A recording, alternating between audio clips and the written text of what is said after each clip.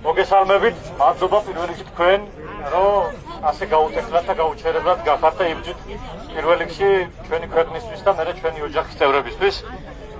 მეორე რიგში ჩემთვის მეგობრობა ბევრი რამისგან ვისწავლე, მაგრამ ერთ-ერთი ჩემი ფავორიტი ამ რაც მეგობრობაზე მინახავს არის ფილმი „ფესვები“, სადაც მთავარი პერსონაჟი ფაშის ჯარისკაცებს გათელავს და მისი მეგობარი ღამით ჩუმად გამოუძღვის ბორბლებს, რომ გადაარჩინოს უთქმელად და ულაპარაკოს.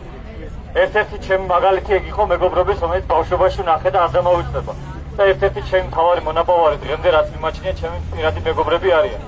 შესაბამისად, ქვეყნებსაც ჭირდებათ მეგობრები, ჩვენ ძალიან პატარა პლანეტაზე ვცხოვრობთ და არანაირად არ გამოდის მეგობრების გარეშე. კი ცდილობენ ესენი ისტორიის გადაწერას, მაგრამ ამერიკის შეერთებული შტატები იყო ზუსტად რომელმაც რუსეთი გააჩერა 2008 წელს შავ ზღვაში შემოსულმა კრეისერმა, რომელსაც მერე ესენი თვითონ პამპერსების და წყლების შეუმტანად ასაღებდნენ. ამიტომ ამერიკა არის ჩვენი თავისუფლების და დამოუკიდებლობის უმთავრესი გარანტი ქართულ ხალხთან ერთად.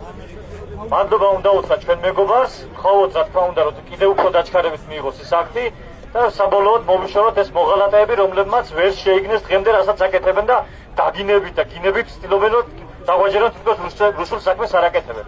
კიდევ ერთხელ დიდი მადლობა თქვენ.